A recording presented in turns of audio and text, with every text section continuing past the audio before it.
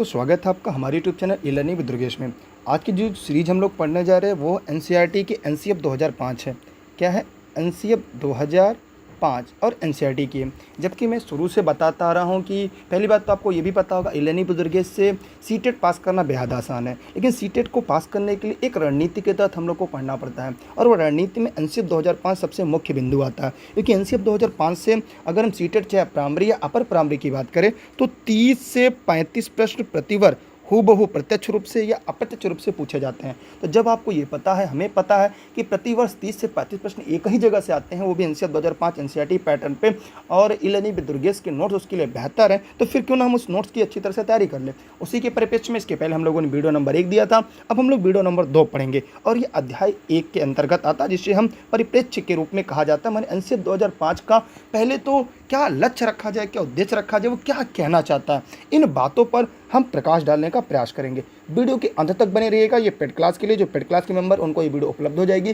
साथ ही साथ paid class के जितने मेंबर उनको एनसीईआरटी पैटर्न पर ये नोट्स भी प्राप्त हो चुका होगा। इस नोट्स को प्रिंट आउट अपने पास सुरक्षित रख ले। फिलहाल भी मैं आपको यहाँ पर पढ़ा रहा हूँ तो महत्वपूर्ण चीज़ें स्क्रीनशॉट करते चलेंगे। और दूसरी सबसे बड़ी बात यह है कि जिन्होंने ऑफलाइन घर पे नोट्स मंगाया होगा उनको भी यह काफ़ी महत्वपूर्ण साबित होगी। चलिए एक एक करके हम तथ्यों को पढ़ना शुरू करते हैं और इसकी व्याख्या भी हम आपके बीच करते चलेंगे।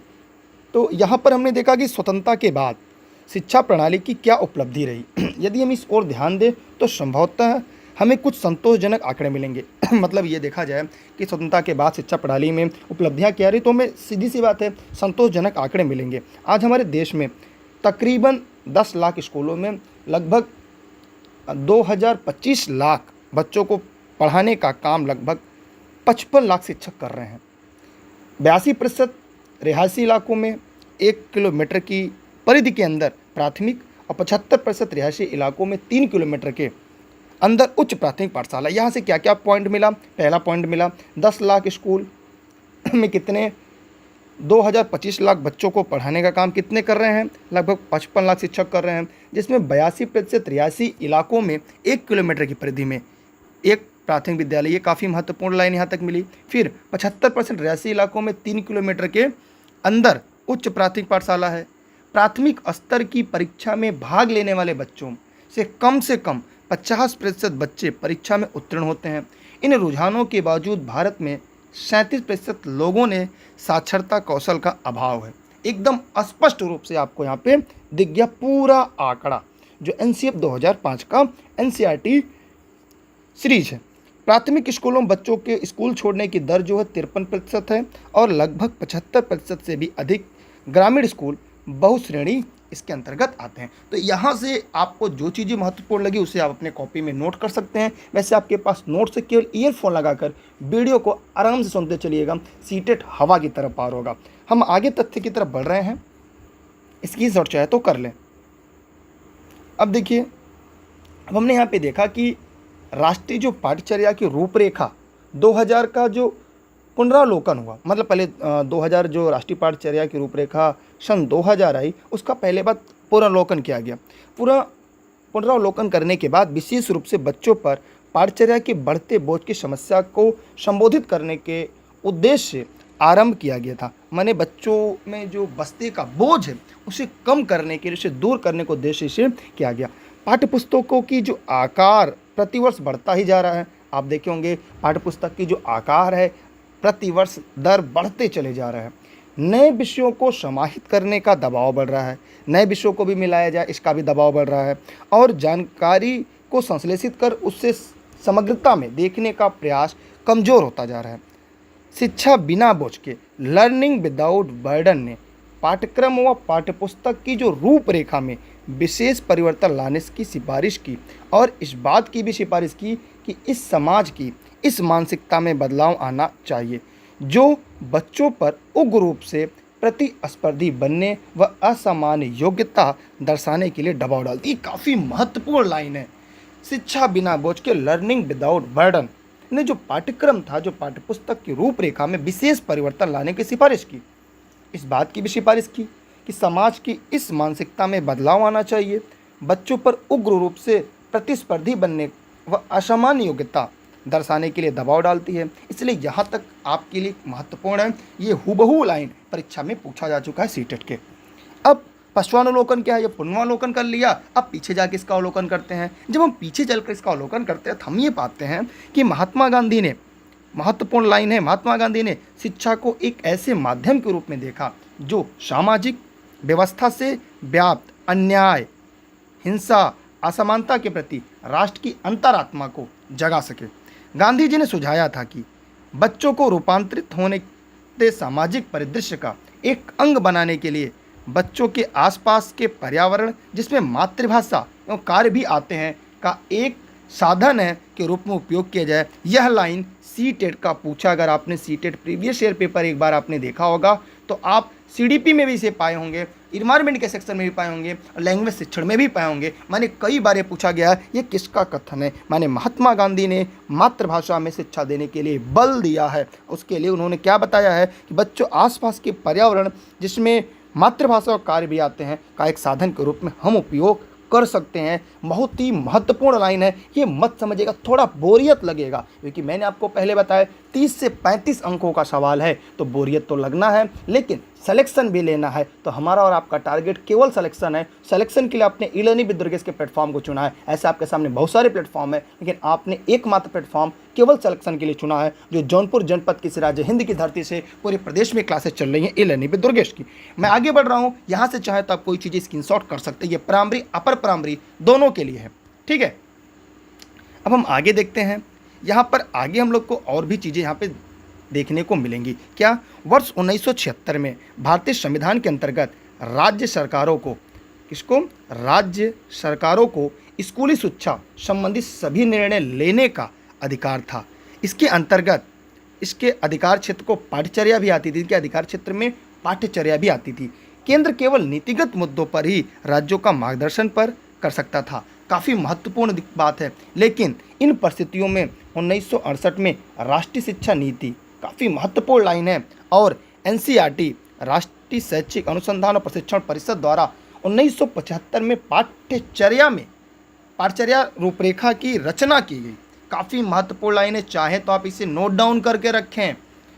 फिर 1976 में संविधान में संशोधन किया गया और शिक्षा के उत्तरदायित्व को समवर्ती सूची में लाया गया। माने जो राज्य सूची का विषय था, अब उसे समवर्ती सूची में लाया गया।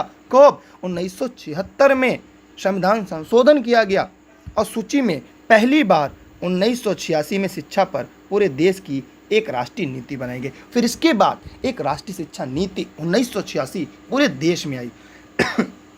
शिक्षा की राष्ट्रीय नीति 1986 ने सिफारिश की कि पूरे देश की स्कूली पाठ्यचर्या के मूल में एक सर्वसामान्य कॉमन कोर तत्व हों।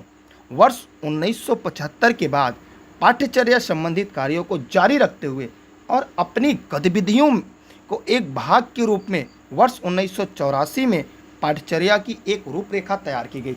यहाँ तक आप लोग समझ लीजिएगा। यहाँ से हुबहू लाइन सीटेट की परीक्षा में पूछा गया है। चाहे आप ईवीएस की बात करें, चाहे सीडीपी की बात करें, मैथ की, चाहे लैंग्वेज, कई बार इनको घुमा घुमा कर पूछा गया है। तो एक लाइन तो तैयार हो गया कि शिक्षा को समवर्ती सूची में लाया गया। पहले राज्य सूची का विषय था, उसके बाद लाने के बाद सबसे पहले देश की 1986 की शिक्षा नीति आई। अभी हाल ही में देखा होगा आपने 2020 की भी शिक्षा नीति आ चुकी है, ठीक है, जिसमें तमाम तरह के यूट्यूब पर अफवाह भी फैला रहे थे। अब तो कुछ हद तक शांत हुए हैं। मैं आगे बढ़ रहा हूं अगले टॉपिक की तरफ। यहां से चाहे स्क्रीनशॉट ले ले, क्योंकि आपके पास ऑलरेडी नोट्स है, स्क्रीनशॉट का कोई मतलब नहीं है। फिर भी क्योंकि अगर आपने पेड क्लास के मेंबर होंगे तो आपके लिए पूरा चीज़ें उपलब्ध होंगी।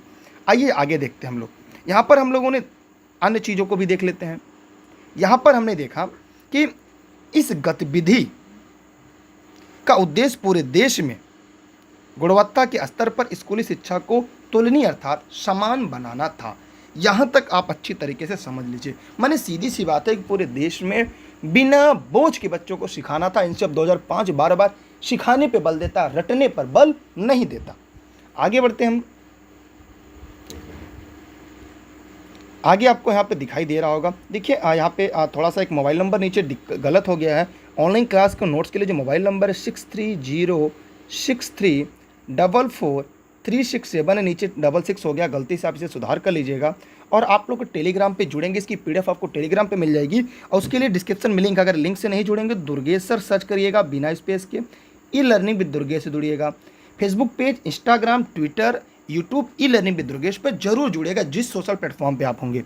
अब हम राष्ट्रीय पाठचर्या की रूपरेखा पढ़ने जा रहे हैं, जो आपके लिए खासे महत्वपूर्ण होने जा रही है।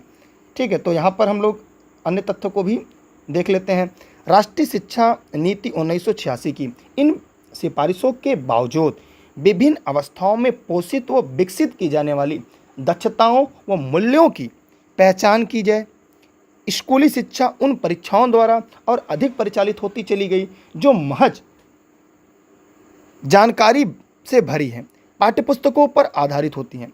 वर्ष 2000 में पाठ्यचर्या की रूपरेखा की समीक्षा के बाद भी पाठ्यचर्या की रूपरेखा मुद्दे हल नहीं हुए। जो पाठ्यचर्या की जो मेन मुद्दे थे वह भी हल नहीं हुए। राष्ट्रीय पाठ्यचर्या की रूपरेखा को प्रायः गलत समझा गया। यह एक रूपता लाने के लिए प्रस्तावित दस्तावेज है, यह एक रूपता लाने के लिए एक दस्तावेज है, जबकि राष्ट्रीय शिक्षा नीति, ठीक है, NPE 1986 program of action POA 1992 में स्पष्ट किया, इसके उद्देश्य ठीक विपरीत था। NPE, ठीक है, तो NPE राष्ट्रीय शिक्षा नीति आपको पहले ही पता होगा, ठीक है। और POA ने 14 वर्ष की आयु तक सभी बच्चों को का सार्वभौमिक नामांकन तथा सार्वभौमिक रूप से उन्हें स्कूलों को टिकाए रखने और स्कूली शिक्षा की गुणवत्ता में ठोस सुधार के लिए बाल केंद्रित, मोस्ट इंपॉर्टेंट यहाँ से प्रश्न पूछा है, बाल केंद्रित उपागम विचार प्रस्तुत किया था। मैंने बाल केंद्रित उपागम के लिए सबसे पहले कहाँ पर, यहाँ पर हमने देखा राष्ट्रीय शिक्षा नीति पर सबसे पहले इस दस्तावेज पर बात किया गया। तो आप चाहें तो इसकी स्क्रीनशॉट अपने पास सुरक्षित, मैंने आपको पहले बताया थोड़ी सी बोरिंग बेशक होगा, लेकिन यहीं से आपको सिलेक्शन मिला है। एक KVS की अगर आप तैयारी करें तो KVS में भी ये पूछा जाता है, NCF 2005, चाहे KVS सीटेट दोनों के लिए रामबाण है। ठीक है, मैं आगे बढ़ रहा हूँ, यहाँ से स्क्रीनशॉट आप जरूर कर लीजिएगा। शिक्षक भर्ती की तैयारी करें, वहाँ पर भी NCF 2005 सिलेबस में है, इसलिए मैं इसको पूरी विधिवत तरीके से व्याख्या कर दे रहा हूँ।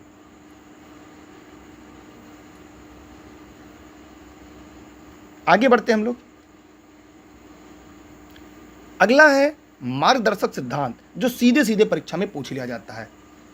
इसमें सबसे अहम है मार्गदर्शक सिद्धांत। देखिए, मैंने आपको पहले बताया यहाँ पे ऑनलाइन क्लास और नोट्स के लिए घर बैठ के भी नोट्स प्राप्त कर सकते हो। उसके लिए 6306344367 है, आप ऑनलाइन नोट्स प्राप्त कर सकते हैं। ज्ञान को स्कूल के बाहर के जीवन जोड़ना बहुत ही महत्वपूर्ण है। माने जो ज्ञान है वो स्कूल के बाहर की दुनिया से जोड़ना, चार दीवारी के बाहर से जोड़कर पढ़ाना, ये सीटेट का पूछा हुबहू लाइन है। पढ़ाई रटन प्रणाली से मुक्त हो, ये सुनिश्चित करना। जो पढ़ाई हो वो रटने पर ना हो, वो शब्दावली ना हो, कंठस्थ करना ना हो, याद करना ना हो, रटना ना हो, दोहराना ना हो, उन्हें समझाना है। पाठ्यचर्या इस तरह संवर्धन की वह बच्चों को चौमुखी विकास माने चौतरफा विकास के अवसर मुहैया कराया जाए, बजाय कि पाठ्य पुस्तक केंद्रित बनकर न रहे। माने उनको ये नहीं करना है कि बच्चे किताबों के इर्द गिर्द रह जाएं, वो पाठ्य पुस्तक पर ही रह जाएं। उन्हें उसके बाहर की दुनिया पे लेकर चलना है, बाहर की दुनिया से उन्हें जोड़ कर रखना है। परीक्षा को अपेक्षाकृत अधिक लचीला बनाना, परीक्षा को अपेक्षाकृत अधिक लचीला बनाना, कक्षा की गतिविधि जोड़ना मोस्ट इंपॉर्टेंट। ये सारे लाइन सीटेट के पूछे हुबहू लाइन है। माने परीक्षा कैसी हो, अधिक लचीला बनाना, कक्षा की गतिविधि से उन्हें जोड़ कर रखना, रटने पर ना हो कि रट कर बच्चा जाए उत्तर बता दे, ऐसा न होने पाए। ठीक है, ये मार्गदर्शक सिद्धांत NCF 2005 का महत्वपूर्ण है, जो परीक्षाओं में बार बार पूछा जाता है। हम आगे बढ़ रहे हैं अगले प्रश्न की तरफ, मतलब अगले टॉपिक की तरफ। मेरी आदत पड़ गई प्रश्न कहने का। ठीक है, दुर्गेश सर सर्च करके टेलीग्राम पे जरूर जुड़ेगी आप लोग। डिस्क्रिप्शन में लिंक है, नहीं होगा तो करिएगा। इंस्टाग्राम यूजर हैं तो इंस्टाग्राम पे, फेसबुक है, ट्विटर है, जो भी आप हैं। आगे बढ़ेंगे हम लोग, आगे भी कुछ अन्य तथ्य को देखेंगे। सार्वभौमिक प्रारंभिक शिक्षा हमें इस बात को अवगत कराती है कि पाठ्यचर्या में विस्तार करके इसमें ज्ञान, कार्य, शिल्प कला की विभिन्न परंपराओं को, समृद्ध विरासत को शामिल करना भी आवश्यक है। मतलब याद रखिएगा, इसमें केवल ज्ञान को नहीं रखना, पाठ्यपुस्तक को नहीं रखना है, ज्ञान, कार्य, शिल्प कला, विभिन्न परंपराओं को भी समृद्ध विरासत को सम्मिलित करना भी आवश्यक है। विकेंद्रीकरण और पंचायती राज संस्थाओं की भूमिका पर बल देना हाल ही में शिक्षा में हुए व्यवस्थागत सुधारों के कुछ प्रमुख कदम हैं। स्वीकृत पाठचर्या के सिद्धांत, ज्ञात से अज्ञात की ओर। मोस्ट इंपॉर्टेंट, यह भी सीटेट की लाइन है, ज्ञात से अज्ञात की तरफ, माने जो बच्चे चीज़ें जानते हैं उन्हें उनकी तरफ ले जाना, जो नहीं जानते, जो वे नहीं पढ़े हैं। फिर मूर्त से अमूर्त की तरफ, माने उन्हें चीज़ों को दिखाकर, जैसे हम पेन दिखाकर पढ़ाते हैं, 1 पेन 2 पेन 3 पेन है, 2 पेन मिल गया, कितने पेन हो गए, बच्चा कहता है सर 5 पेन हो गए। तो पहले मूर्त वस्तु दिखाकर हम ज्ञान अर्जन कराते हैं, वस्तु हटा लेते हैं, बाद में क्या होता है, ज्ञान शेष बचता है। ये बातें आप जानते रहिएगा। और स्थानीय से वैश्विक की ओर बल मिलेगा, स्थानिक से उन्हें वैश्विक की ओर बल मिलेगा। तो यहाँ से मैंने आपको बताया ना, ये एनसीईआरटी का एनसीएफ 2005 है, जहाँ पे हर एक लाइन सीटेट में घुसा है, लेकिन उसे बाहर निकालना है, इसी में चतुराई है, यही सिलेक्शन का आधार है। तो एनसीएफ 2005 आपको हर हाल में पढ़ना होगा और एक विधिवत लेक्चर के रूप में पढ़ना होगा, जो आपको ई लर्निंग विद दुर्गेश पर क्रमशः मिलता रहेगा। तो अभी तक अगर आपने पेड क्लास नहीं ज्वाइन किया तो आप पेड क्लास ज्वाइन कर लीजिएगा, जहाँ पर आपको शॉर्ट में बहुत चीज़ें मिल जाएंगी, देखने में लगेगा सर इतने में कैसे होगा, लेकिन इतने में ही सेलेक्ट आप हो जाएंगे। ज़्यादा नहीं पढ़ना है, लेकिन सॉलिड चीज़ें पढ़नी है। आगे हम लोग देखते हैं, यहाँ पर राष्ट्रीय शिक्षा नीति 1986 ने इस आवश्यकता पर जोर दिया है कि पर्यावरण को शिक्षा के सभी स्तरों पर समाज के सभी वर्गों के लिए समाहित कर पर्यावरण संबंधित सरोकार के प्रति जागरूकता पैदा करने की जाए। भारत विविध संस्कृतियों वाला समाज है, ये भी आप पता है, अनेकता में एकता का सबसे बड़ा उदाहरण है, जो अनेक प्रादेशिक व स्थानीय संस्कृतियों से मिलकर बना है। भारत का संविधान सभी नागरिकों को स्थिति व अवसर की समानता का आश्वासन देता है। सभी को सामाजिक, आर्थिक व राजनीतिक न्याय उपलब्ध कराना लोकतंत्र को दृढ़ करने के लिए अनिवार्य है। यहाँ तक आप महत्वपूर्ण बातें जानते रहिए। कार्य व विचारों की स्वतंत्रता हमारे संविधान में निहित एक मूलभूत मूल्य है, यह भी हमारे लिए महत्वपूर्ण है। भारत एक धर्मनिरपेक्ष लोकतांत्रिक गणराज्य है। इसका अर्थ है कि सभी संस्थाओं का आदर किया जाता है, लेकिन साथ ही भारतीय गणराज्य किसी भी आस्था को अपेक्षाकृत अधिक श्रेष्ठ नहीं मानता, माने सभी धर्मों का आदर करता है, सभी धर्मों को बराबर का दर्जा देता है। तो यहाँ से कुछ चीज़ें हमें देखने को मिली, कुछ चीज़ें जानने को मिली कि राष्ट्रीय शिक्षा नीति 1986 ने इस आवश्यकता पर जोर दिया है कि पर्यावरण को शिक्षा के सभी स्तर पर समाज के सभी वर्गों के लिए समाहित कर पर्यावरण संबंधित सरोकार के प्रति जागरूकता पैदा की जाए। भारत विविध संस्कृति वाला समाज है, जैसा आपको पता है, अनेक प्रादेशिक स्थानीय संस्कृति से मिलकर बना है, अनेकता में एकता है, ये भी आप जानते हैं। भारत का संविधान सभी नागरिकों की स्थिति व अवसर की समानता का अवसर देता है, सभी को बराबर अवसर देता है, चाहे वो जिस धर्म के, जिस मजहब के हों। और सामाजिक, आर्थिक, राजनीतिक न्याय उपलब्ध कराना लोकतंत्र दृढ़ करने का अनिवार्य है। कार्य व विचार की स्वतंत्रता हमारे संविधान में निहित है, ये एक मूलभूत मूल्य है। भारत धर्मनिरपेक्ष लोकतांत्रिक गणराज्य, माने भारत का कोई एक धर्म नहीं है, सभी धर्मों का समान आदर करता है। इसका अर्थ है कि सभी आस्थाओं का आदर भारत में किया जाता है, लेकिन भारतीय गणराज्य किसी भी आस्था को विशेष अधिक श्रेष्ठ नहीं मानता कि हिंदू राष्ट्र है, मुस्लिम राष्ट्र है, सिख राष्ट्र है, इसको किसी को श्रेष्ठता नहीं मानता। हम आगे बढ़ रहे हैं, चाहे तो स्क्रीनशॉट ले ले, आपकी इच्छा, ठीक है। अब है गुणवत्ता के आयाम। यहाँ पे हम लोग देखेंगे गुणवत्ता के आयाम। जब व्यवस्था प्रत्येक बच्चे तक पहुँचने का प्रयास करती है तो गुणवत्ता का मुद्दा नई तरह की चुनौती प्रस्तुत करता है। श्री जेपी नायक ने समानता, गुणवत्ता व परिमाण को भारतीय शिक्षा का दुर्गह त्रिकोण बताया था। हाल ही में यूनेस्को द्वारा प्रकाशित वैश्विक मॉनिटरिंग रिपोर्ट में व्यवस्थागत मानकों को गुणवत्ता संबंधित विमर्श के सटीक संदर्भ के रूप में देखती है। भौतिक संसाधन अपने आप में गुणवत्ता को घोतक नहीं माने जा सकते हैं, फिर भी सरकार या स्थानीय संस्थाओं द्वारा संचालित स्कूलों में भौतिक संसाधनों की अत्यधिक दीर्घकालीन कमी, जिसमें मूल ढांचागत सुविधाओं की कमी भी शामिल है। हाल ही में एनपीई व इसमें चट्टोपाध्याय आयोग 1984, ये प्रश्न पूछा जा चुका है, द्वारा अध्यापकों की भर्ती, परीक्षण व सेवा शर्तों के लिए सुझाए गए आवश्यक मानकों को हल्का करने का प्रस्ताव चिंताजनक है। तो यहाँ से आपके लिए बहुत महत्वपूर्ण रहा था, इसलिए मैं यहाँ पे ज़्यादा व्याख्या नहीं करूँगा, मैं आगे बढ़ रहा हूँ, ठीक है। आगे देखिए, आप लोग को जानने योग्य है कि ज्ञान की प्रकृति और बच्चों को अपने स्वभाव के बारे में मान्यताएं स्कूल की प्रकृति और उन पर रवैये व तरीक़ों को आकर देती है, जिन्हें अध्यापकों या एवं पाठ्यक्रम तथा पाठ्यपुस्तकों तैयार करने वाले द्वारा उपयोग में लाया जाता है। पाठ्यपुस्तकों में दूसरी सामग्री में जो जानकारी दी जाती है, उन्हीं चुनौतियों को बृहद परिप्रेक्ष्य में देखना आवश्यक है। कहे तो आज राष्ट्र व मानवता के समझ मुंह बाएं खड़ी है। शिक्षा के समझ सबसे बड़ी राष्ट्रीय चुनौती है। हमारे सहभागिता आधारित लोकतांत्रिक संविधान में प्रस्तावित मूल्यों को सुदृढ़ करना इस चुनौती का सफलतापूर्वक सामना करने का अर्थ है कि हम गुणवत्ता और सामाजिक न्याय को पाठ्यचर्या में सुधार का केंद्रीय बिंदु बनाएं। यह आज तक महत्वपूर्ण था, जो मैं आपको व्याख्या के रूप में स्पष्ट कर दिया। थोड़ा सा बोरिंग लगेगा, लेकिन आपको मजबूरी है तथ्यों को बार बार पढ़ना, तथ्यों को बार बार समझना, क्योंकि सिलेक्शन जो लेना है। ठीक है,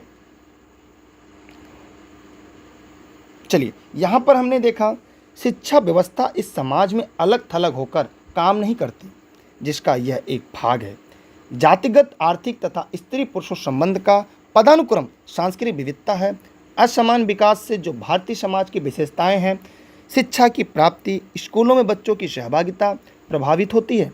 हमारे यहाँ विभिन्न श्रेणियों के स्कूल, महंगे पब्लिक निजी स्कूलों से लेकर जहाँ चुनिंदा संभ्रांत शहरी अपने बच्चों को भेजते हैं।